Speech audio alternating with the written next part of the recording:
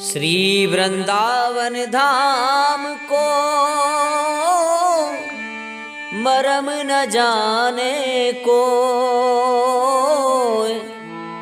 डाल डाल और पात पात श्री राधे राधे हो।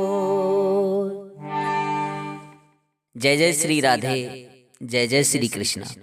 आज की कहानी वृंदावन की है और सच्ची घटना पर आधारित है। अधिक पुरानी नहीं, 70-80 साल पहले की घटना है, इसी कलकाल की। कैसे एक बहुत ही सरल हृदय भोले शिष्य ने अपने गुरुजी को श्याम सुंदर के दर्शन कराए। इस कथा के माध्यम से आप जानेंगे कि जगत जिसको भोला और मूर्ख समझता था, उसी की सरलता और भोलेपन पर लालजी लट्टू हो गए, रीझ गए और उस भोले भक्त की जिद पर कन्हैया ने उसके गुरुजी को भी दर्शन दिए। कथा बहुत ही मार्मिक और सुंदर है, कृपया ध्यान से अंत तक सुनने की कृपा करें। आप इस कथा को सत्यार्थ दर्शन यूट्यूब चैनल पर सुरेश व्यास जी से सुन रहे हैं। पहली बार चैनल पर आए हैं तो चैनल को सब्सक्राइब करने की कृपा करें, ये निःशुल्क है। वृंदावन में एक आश्रम था, उसी आश्रम में एक महाराज जी रहते थे। आश्रम में एक गौशाला थी और शिष्यों को पढ़ाने के लिए गुरुकुल भी था, जिसमें सभी शिष्य विद्या अध्ययन किया करते थे। शाम को सब कार्यों से निवृत्त होने के बाद महाराज जी सबको भगवान कृष्ण की सुंदर सुंदर लीलाएं कथाएं सुनाया करते थे। महाराज श्री के शिष्यों में ही एक शिष्य था जिसका नाम था मधुदास। यथा नाम तथा गुण, बहुत भोला भाला और सरल हृदय। जो बहुत भोला होता है उसी को कहा जाता है मधुदास। मधुदास पर गौशाला की सेवा थी, नित्य गौशाला की साफ सफाई करना और रोज छन्ना में रोटी बांधकर गायों को चराने वृंदावन में ही भांडीर बन जाया करता था। सवेरे से सांझ तक गैया चराना ही उसका नित्य का काम है। कोई फिक्र नहीं, रोज गैया चराना और शाम को गुरुजी से कथा सुनना, यही उसके मुख्य काम थे। हाँ, जब महाराज जी शाम को कथा सुनाते तो मधुदास कथा बहुत मन लगाकर सुनता था। रोज शाम को महाराज जी प्रवचन करते थे और मधुदास इतना रम जाता था कथा में कि भूल जाता मैं कौन हूँ, कहाँ बैठा हूँ। सारे दिन की गैया चराए हुए की थकान मिट जाती। बड़ा सुख मिलता था उसे ठाकुर जी की कथा में। अच्छा, श्रोता भी कई प्रकार के होते हैं। कछु तो सांसारिक झंझटों से बच के कथा में आ जाते हैं और ऊँघने लगते हैं। सोने के लिए कथा पांडाल से उनकी नजर में बढ़िया और कोई स्थान नहीं होता। कुछ लोग तो आते ही इसलिए हैं कि चैंचे मैमे से बच के कुछ देर आनंद से सो सके।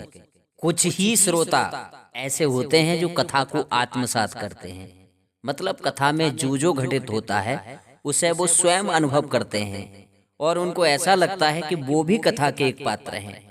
और कथा में जैसे जैसे भाव आते जाते हैं, कथा के भाव के साथ साथ इनके हृदय में भी शोक, विषाद, प्रसन्नता आदि भाव आते जाते हैं। ये जीते हैं कथा को, भगवान की कृपा का साक्षात अनुभव करते हैं।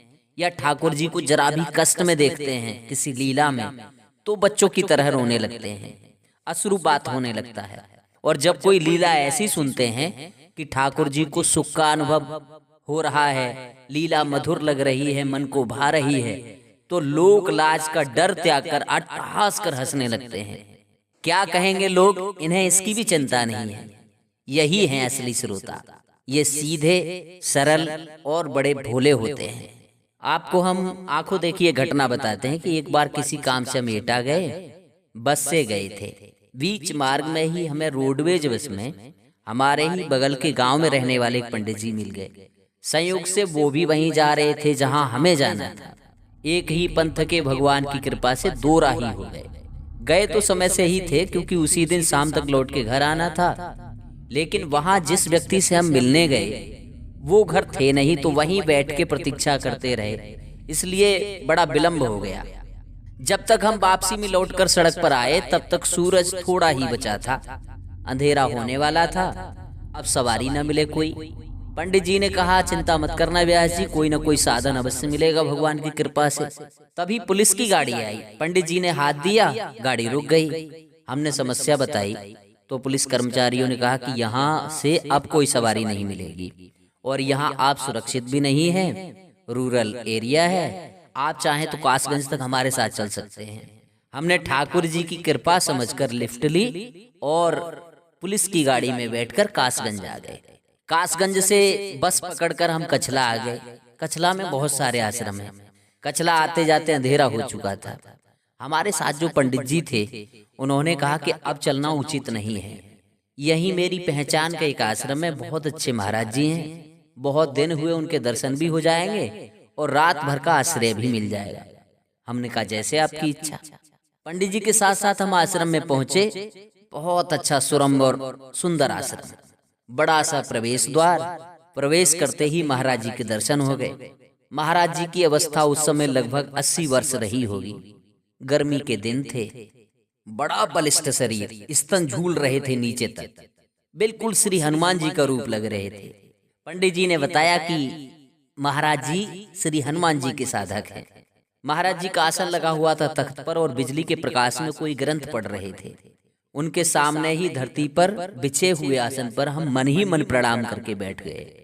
कारण महाराज जी उस समय कथा में खोए हुए थे, निमग्न और भाव विभोर थे, इसलिए उनकी सहज अवस्था में व्यवधान उत्पन्न करना हमने ठीक नहीं समझा। हमने वहां साक्षात भक्ति भाव के दर्शन किए। पढ़ते पढ़ते महाराज जी की आंखों से आंसुओं की धारा बहने लगी, आंखें भीग जाती, कभी मंद मंद मुस्काते और कभी पागलों की तरह अट्टहास कर हंसने लगे।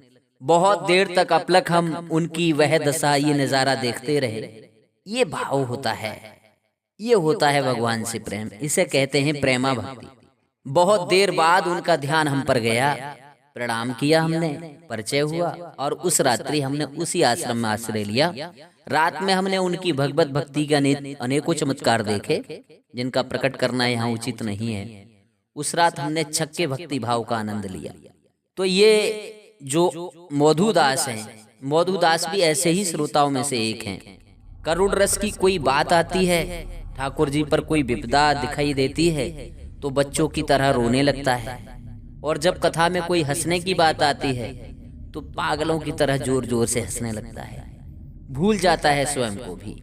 भगवान की कथा के भाव के साथ साथ उसके हाव भाव भी बदलते जाते हैं। एक दिन की बात, महाराज जी कथा सुनाते हुए ठाकुर जी के रूप का वर्णन करने लगे। ठाकुर जी भांडीर मन में गैया चराने जाते हैं, सांवले श्याम सुंदर पीले रंग का पीताम्बर पहनते हैं, उनका सौंदर्य सदैव नवीन बना रहता है, शंख के समान उनकी गर्दन, कमल जैसी बड़ी बड़ी आंखें, उनका शरीर तमाल वृक्ष के समान श्यामल है, उनके श्याम रंग पर पीताम्बर अत्यंत सुंदर लगता है।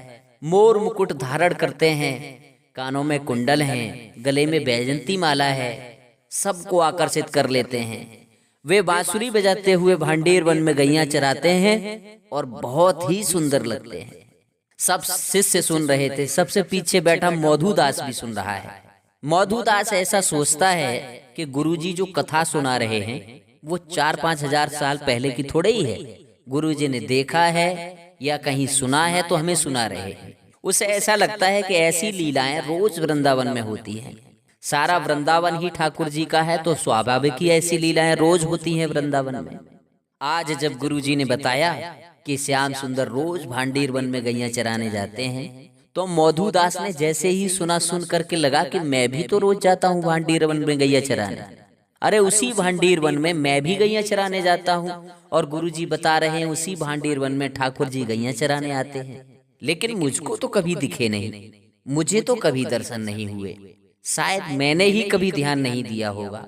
अब गुरुजी ने बता दिया, जो जो पहचान बताई है उसके आधार पर कल जाऊंगा भांडीर वन में और खोजूंगा प्रभु को। कल देखूंगा ठाकुर जी को, शायद कहीं मिल जाए। ठाकुर जी भी आते हैं, गुरुजी बता रहे हैं।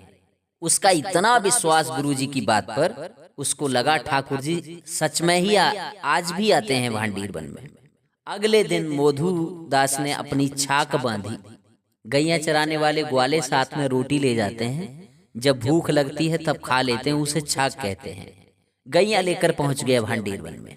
गैया सब इधर उधर चरने लगी, घूमने लगी, और इसके मन में आज ठाकुर जी के दर्शन की प्रबल इच्छा है। सो ये यत्र तत्र सर्वत्र लता पताओं में, वृक्षों के नीचे, पूरे जंगल में घूमकर ठाकुर जी को खोजने लगा। गुरुजी हमारे झूठ नहीं बोलते हैं, सही बोलते हैं गुरुजी। यहीं पर गैया चराने आते हैं ठाकुर जी। बस मैं ही अभागा हूँ, मैंने ही ध्यान नहीं दिया, मैं ही ठाकुर जी को नहीं देख पा रहा। ठाकुर जी अवश्य यहीं कहीं होंगे। अब उसका इतना भोलापन, इतना सीधापन, वो सब जगह ढूंढ रहा है ठाकुर जी को। प्रभु आप कहाँ हो, मुझे दर्शन दो। सबने आपको देखा है, बस मैं ही अभागा हूँ जो आपके दर्शन नहीं हुए आज तक। मैं भी रोज आता हूँ और आप भी रोज आते हो। अब उसका इतना भोलापन, इतना सीधापन, वो सब जगह ढूंढ रहा है ठाकुर जी को। प्रभु आप कहाँ हो, मुझे दर्शन दो। सबने आपको देखा है, बस मैं ही अभागा हूँ जो आपके दर्शन नहीं हुए आज तक। मैं भी रोज आता हूँ और आप भी रोज आते हो भांडीर वन में गैया चराने, लेकिन कभी आपसे भेंट नहीं हुई। काम होते कछु अपराध है गयो भाव सो आपने आज तक मुझे दर्शन नहीं दिए। जब ऐसी दशा उस भक्त की देखी तो ठाकुर जी से भी रुका नहीं गया। यत्र तत्र सर्वत्र खोज रहा है मधुदास। उसकी आंखें आज ठाकुर जी के दर्शन की प्यासी हैं। तभी मधुदास देखता है कि सामने से विशाल गायों का समूह उसी की ओर चला आ रहा है। गायों के मध्य में बांसुरी बजाते हुए श्याम रंग के पीताम्बरी पहने हुए, सिर पर मोर मुकुट है, मोर मुकुट धारण किए हुए ठाकुर जी भी उसी की ओर चले आ रहे हैं। ठाकुर जी को अपनी ओर आते देख वो तो नाचने लगा, निमग्न हो गया, भाव विभोर हो गया। उसकी प्रसन्नता का ठिकाना नहीं रहा, आनंद से भर गया। देखा श्याम सुंदर उसी की ओर चले आ रहे हैं। बांसुरी अधरों पर मोर मुकुट, घुंघराले केस, कटीले कमल जैसे बड़े बड़े नेत्र, सुंदर कपोल, गले में बैजंती माला पहने हुए, श्याम बरड़ पीताम्बर धारण किए हुए, चंदन की खुशबू से महकते हुए ठाकुर जी गैया चराते हुए आ रहे हैं। मधु ने जैसे ही भगवान को देखा, यह मनोहारी दृश्य देखकर निमग्न हो गया। ठाकुर जी आए, आकर मधु के पास ही बैठ गए। अब मधु और ठाकुर जी एक दूसरे को देखें। मधु तो मतवाला हो गया दर्शन करके, जैसे चकोर चंदा को देखे। मधु बोला आप वही श्याम सुंदर हो ना जिनके बारे में हमारे गुरुजी सुनाते हैं? ठाकुर जी बोले हाँ हाँ हम वही श्याम सुंदर हैं। बोला अच्छा, हमारे गुरुजी जब कल शाम आपके रूप का वर्णन कर रहे थे तो मन में लालसा उठी कि आप बहुत सुंदर होंगे, आपको देखा जाए, और आज आप मिल भी गए। कितना अच्छा संयोग है। एक बात बताएं, हमारे गुरुजी जो आपके रूप का वर्णन करते हैं ना, तो लगता है आप कितने सुंदर होंगे, लेकिन आप तो हमारे गुरुजी जो बताते हैं उससे भी लाख गुना सुंदर हो। बड़े प्यारे हो ठाकुर जी आप। ठाकुर जी बोले अब केवल बातें ही बनाते रहोगे कि कुछ खिलाओगे पिलाओगे भी हमको? मधु बोला आप भूखे हो? हाँ बहुत भूखे हैं। आप मेरे हाथ का खाओगे? बोले हाँ हाँ हम खाएंगे, तुम खिलाओ तो मधु रोज की तरह 4 रोटी पोटली में बांध के ले गया था। ठाकुर जी के सामने सारी पोटली धर दी। ठाकुर जी ने प्रेम से पाया और सारी रोटी मधुदास की खा गए। फिर मधु से बोले और खिलाओ, तृप्ति नहीं मिली। मधु बोला मैं तो रोज की तरह 4 रोटी ही बांध के लाया था, इससे ज्यादा मैं खाता नहीं हूँ। ठाकुर जी बोले कल से और रोटी लेकर आना, हमको भूख लगती है।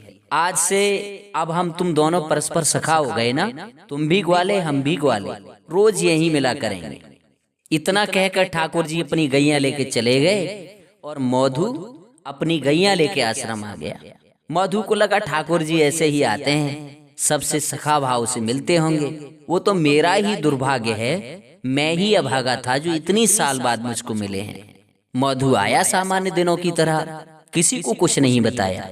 गुरुजी से भी कोई चर्चा नहीं की, क्योंकि उसके लिए ये कोई विशेष घटना थी ही नहीं। हाँ वो बहुत प्यारे लगे थे, और मधु को बस इतना याद है कि ठाकुर जी ने आज मुझे भूखों मार दियो, कल ज्यादा रोटी ले जानी है। अब दूसरे दिन मधु जैसे ही नित्य की तरह भांडीर वन में गैया चराने जाने लगा, आश्रम की रसोई में गया। रसोई घर में जो महाराज जी सेवा करते थे उनसे 2 गुनी रोटी और सब्जी मांगी और पोटली में बांध कर ले जाने लगा। तो रसोई घर में जो महाराज जी सेवा में रहते थे उन्हें बड़ा आश्चर्य हुआ। आज से पहले तो इतनी रोटी और इतनी सब्जी ये ले नहीं जाता था, आज क्या कारण है? उन्होंने गुरुजी को जाकर बताया। बोले गुरुजी आज तो मधु इतना सारा भोजन लेकर के जा रहा है, इतना भोजन पहली बार मांगा है, आज से पहले तो कभी ले नहीं गया। सुनकर गुरुजी आए, बोले मधु तुम तो इतना नहीं खाते, किसके लिए इतना भोजन लेकर के जा रहे हो? मौधू ने सहज भाव से हाथ जोड़कर कहा, गुरुजी मैंने आपको बताया नहीं, मैं जहाँ गैया चराने जाता हूँ ना भांडीर वन में, वहाँ ठाकुर जी भी आते हैं अपनी गैया चराने। कल आए थे, मुझसे रोटी मांगी तो मैंने अपनी सब रोटी खिला दी। ठाकुर जी और मांग रहे थे, ठाकुर जी को शायद कम लगी और मैं भी भूखा रह गया, इसलिए मैं आज ज्यादा लेके जा रहा हूँ। ये सच्ची घटना है वृंदावन की। गुरुजी बोले, मौधू क्या कहा, कौन आता है भांडीर वन में? बोला, ठाकुर जी आते हैं भांडीर वन में। गुरुजी बोले, कौन से ठाकुर जी? बोला, वही ठाकुर जी जिनकी आप रोज हम सबको कथा सुनाते हो। गुरुजी बोले, सच में ठाकुर जी आते हैं? बोला, हाँ हाँ सच में आते हैं। बता तो सही कैसे दिखते हैं वो? गुरुजी बोले, ऐसे ही कोई बालक आ गया होगा तो उसको पागल बना रहा होगा।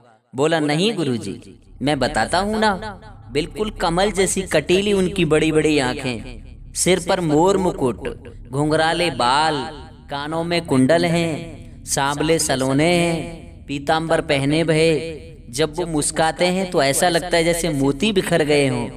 और एक विचित्र बात, आपने कथा में जो उनके रूप का वर्णन किया ना, वो उससे भी कहीं सुंदर है।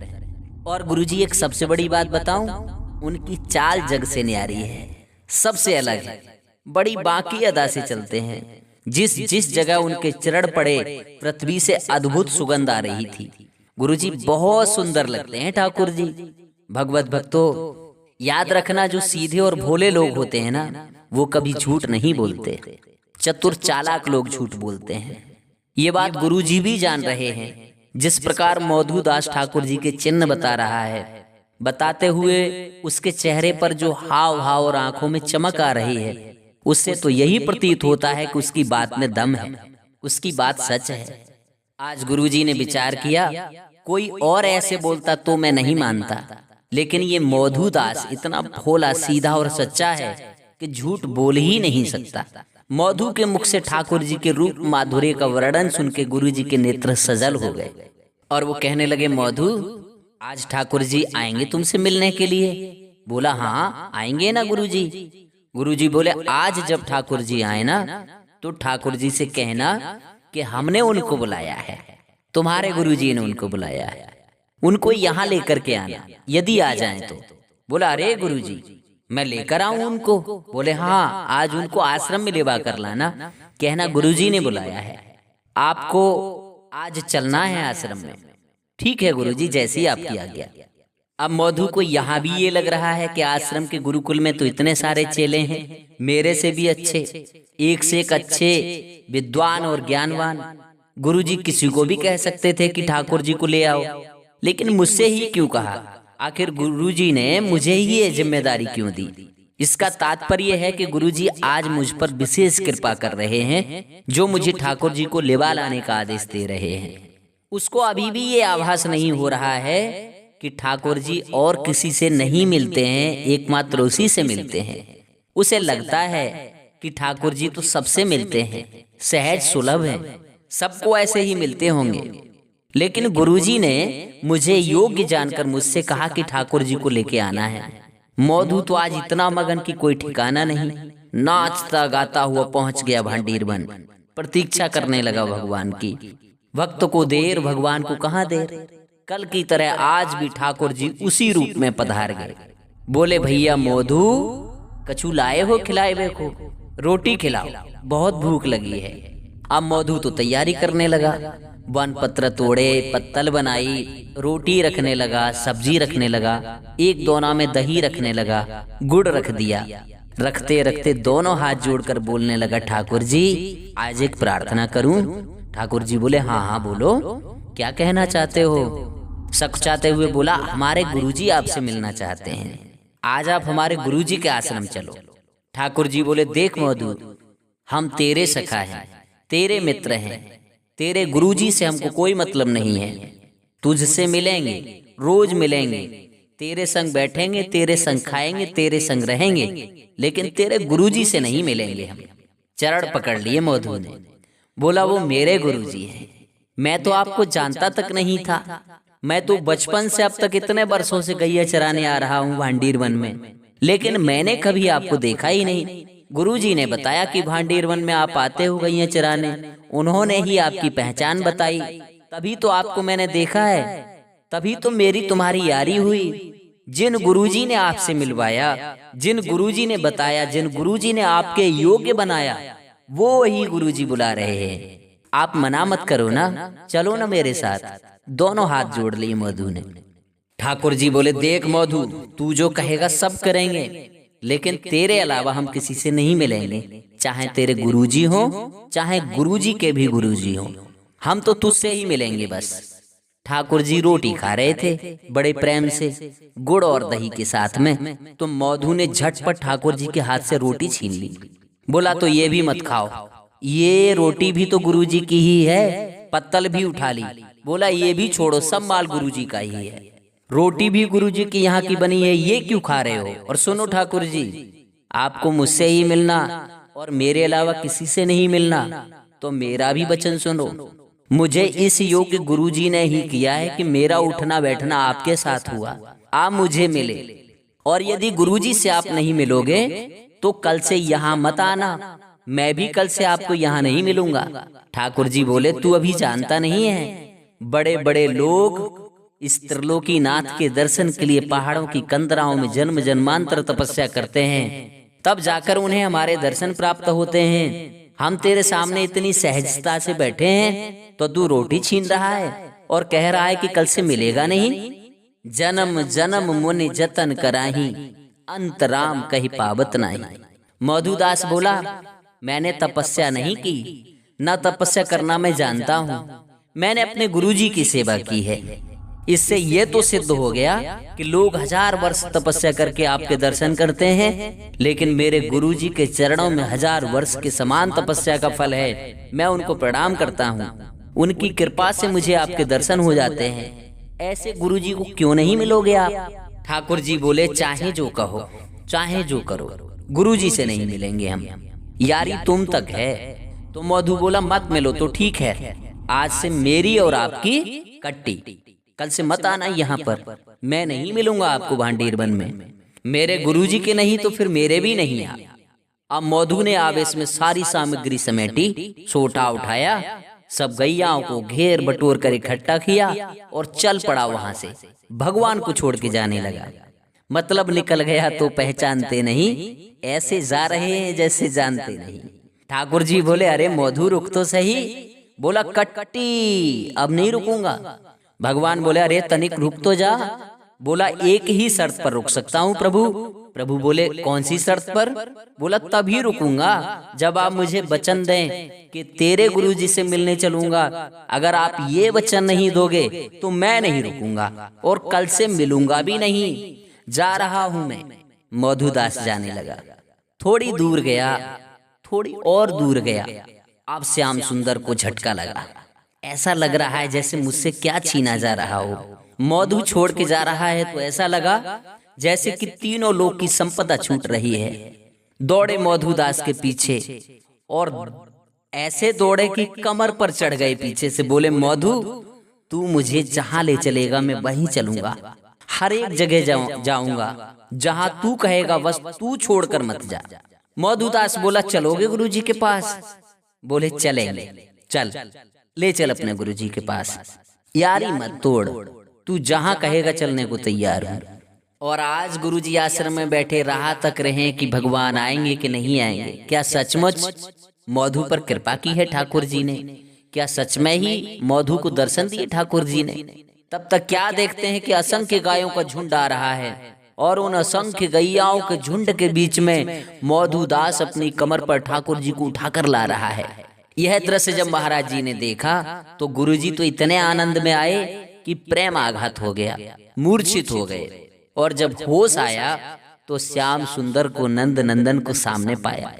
उठते ही जैसे ही ठाकुर जी को देखा, ठाकुर जी को प्रणाम नहीं किया, पहले मधु को प्रणाम किया। बोले, मधु तेरी भक्ति को प्रणाम करता हूँ, तेरी इतनी सहजता, इतनी सरलता, इतना भोलापन कि तुझसे सीधे मुंह कोई बात भी नहीं करता। सब तुझे मूर्खानंद कहते हैं, सब तुझे पागल समझते हैं और तेरी भक्ति के वशीभूत, तेरी भक्ति से रीझ कर आज श्याम सुंदर मेरे आश्रम चले आए हैं। ये सत्य घटना थी वृंदावन। इस प्रकार एक शिष्य ने अपनी भक्ति के प्रताप से, अपनी सरलता से, अपनी निश्चलता से, अपने भोले वाले भाव से अपने गुरुजी को त्रिलोकीनाथ के दर्शन कराए। तो मित्रों, ये थी आज की कथा। इस कथा को आप सत्यार्थ दर्शन यूट्यूब चैनल पर सुरेश व्यास जी से सुन रहे थे। कथा आपको कैसी लगी कमेंट में राधे राधे लिखकर बताएं। कथा अच्छी लगी हो तो कृपया अन्य सोशल मीडिया प्लेटफॉर्म पर इसको शेयर करने की कृपा करें। आज की कथा यहीं समाप्त होती है। मिलते हैं नेक्स्ट वीडियो में। तब तक देखते रहें भक्ति भाव से ओत प्रोत हमारी कथाएं सत्यार्थ दर्शन चैनल पर। आप सभी को राधे राधे। जय श्री कृष्णा। बोलिए आनंद कंद भगवान की जय। जय जय श्री राधे श्याम।